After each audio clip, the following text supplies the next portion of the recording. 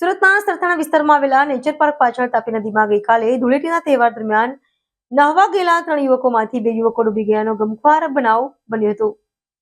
આ ઘટનામાં એક યુવકનો જીવ બચી ગયો હતો, જ્યારે એકનો મૃતદેહ મળી આવ્યો છે અને એકબીજાની શોધખોળ યથાવત છે। ફાયર વિભાગ પાસેથી મળતી માહિતી મુજબ ગઈકાલે ધૂળેટીની ઉજવણી દરમિયાન 3 યુવકો તાપી નદીમાં નહાવા માટે ઉતર્યા હતા।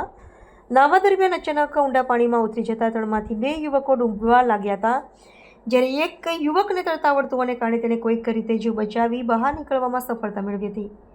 આ બનાવની જાણ થતાં તાત્કાલિક ફાયર વિભાગને જાણ કરવામાં આવી હતી। સુરત ફાયર વિભાગની ટીમે તાત્કાલિક ઘટના સ્થળે પહોંચીને શોધખોળની કામગીરી શરૂ કરી દીધી હતી। લાંબી શોધખોળ બાદ ફાયર વિભાગની ટીમે 19 વર્ષીય જયદીપ નામના યુવકનો મૃતદેહ નદીમાંથી બહાર કાઢ્યો હતો। જો કે હજુ પણ કૃષ્ણા નામના એક યુવકે ડૂબી ગયાની આશંકા હોવાથી તેની શોધખોળ માટે ફાયર વિભાગની ટીમ સતત પ્રયત્નશીલ છે। ફાયર વિભાગ દ્વારા નદીમાં ડૂબકી મારીને બાકીના યુવકની શોધખોળ કરવામાં આવી રહી છે। સુમિલન ફાયર ઓફિસર મહેશભાઈ ગામિત આજે 2 વાગ્યાની આસપાસ આપણને કોલ મળતા કીમ નદીમાં 3 છોકરા ડૂબી ગયેલા છે એવી રીતે કોલ મળતા તાત્કાલિક ઘટના સ્થળ પર આવીને અમે હાલ રેસ્ક્યુ કરવાનું કામગીરી કર્યું હતું અને હાલમાં 3 છોકરાને આપણે બહાર કાઢ્યા છે રેસ્ક્યુ કરીને અને હાલમાં સાધના હોસ્પિટલમાં આપણે કોસંબા પોલીસ સ્ટેશનના પીઆઈ લોકોને જાણ કરીને આપણે તાત્કાલિક સાધના હોસ્પિટલમાં રવાના કર્યા છે।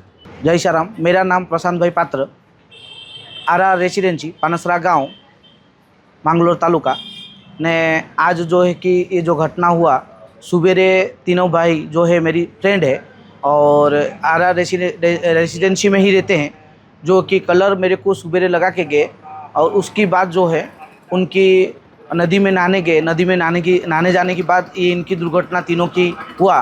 एक चंद्रभूषण सिंह और संजय भाई पटेल ने एपी सिंह, ये तीनों जो है नदी में डूब के उनकी दुर्घटना में मयत हो गया और मैं साधना मेडिकल में हम उनको लेके आए हैं। साधना मेडिकल में उनकी साधना मेडिकल डेड बोल दिया।